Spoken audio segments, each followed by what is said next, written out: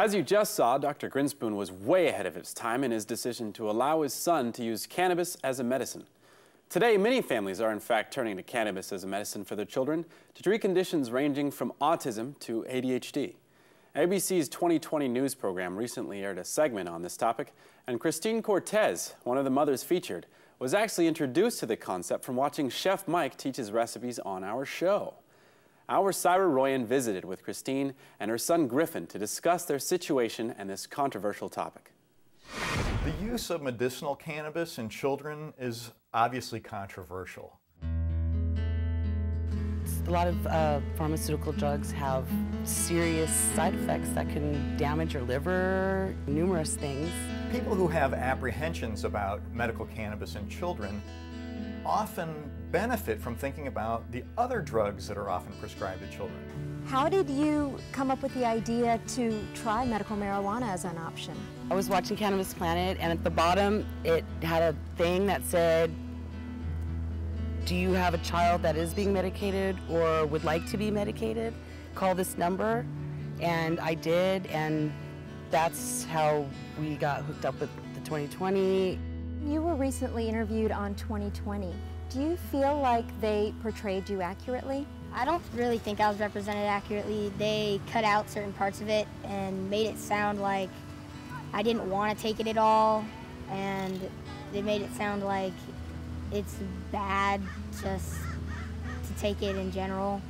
I've been able to sit down and be quiet. I've been able to think straight. I've been able to be much, much calmer. Now, the reporter said you were scared to take medical marijuana. Was that fair? It was very unfair the way they made me look by cutting it out, and it made me very angry. When we look at ADHD stimulants, things like Ritalin and Adderall, they have a much higher addictive propensity than cannabis. They're much more likely to lead to increases in heart rate, long-term changes in the way your body functions. So really, cannabis would be a safer alternative than some of the ones that we have available. How long have you been taking medical marijuana? At least over half of the 6 months I've been diagnosed. Griffin doesn't smoke the medical marijuana, he only ingests it.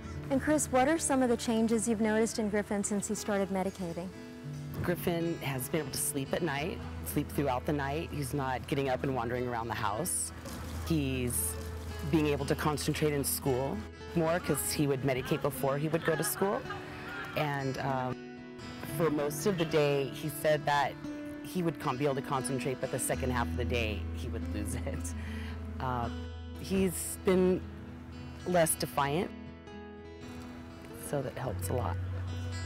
There are individual cases that are incredibly impressive.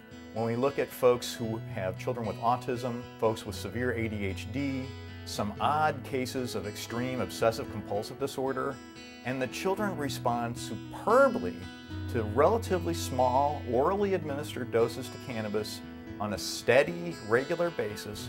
My aunt, she's a 3-time survivor of cancer, and so she is very for it. My cousins, they're all behind me and support me. It's not hurting me in any way. It's helping me so much, letting me concentrate. They'll see a totally different side of me. And it's just such a divine improvement. There's just no way we can stand in the way of that kind of therapeutic use.